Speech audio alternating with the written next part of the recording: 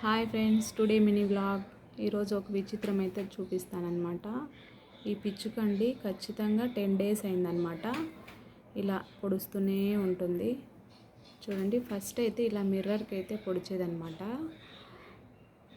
పొడుస్తూ ఉంది, అందుకనేసి మేము క్లాత్ అయితే కట్టాము. అలా అయినా వెళ్ళిపోతుందిలే అనేసి, కానీ వెళ్ళట్లేదు అది.